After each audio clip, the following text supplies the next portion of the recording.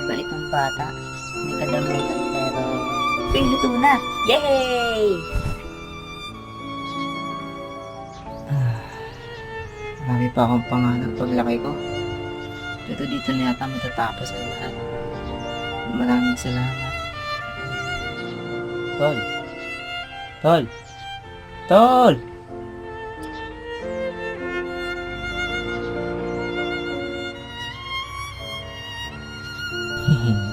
Gusto mo?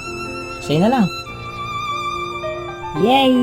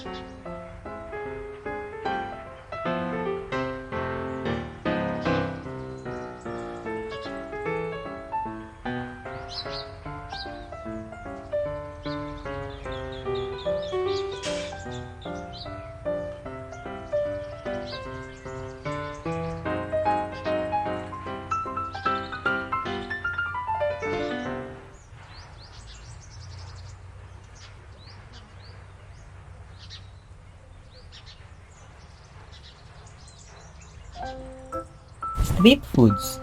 Ito yung mga pagkain o inumin na tinitinda sa mga public places o merkado na may presyo na abot kaya ng lahat.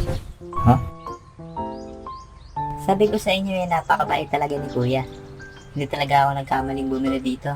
Kung makikita nyo naman ang daming nilalagay ni Kuya na scramble sa paso ko. At dadagdagan niya pa yan. At dadagdagan niya pa. At dadagdagan niya pa. Salamat, Kuya.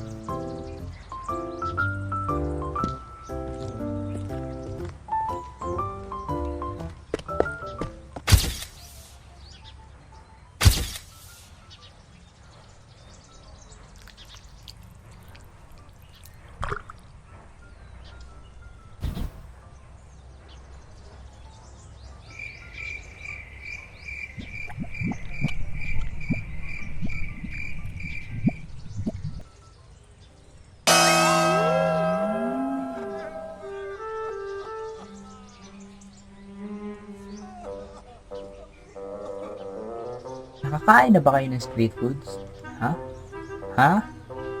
Siyempre naman, kung isa kang nilalang na madalas makikipagdigma sa gutom, tulad ko, natural lang na dinaan natin sa ready to eat o street foods ang gutom natin.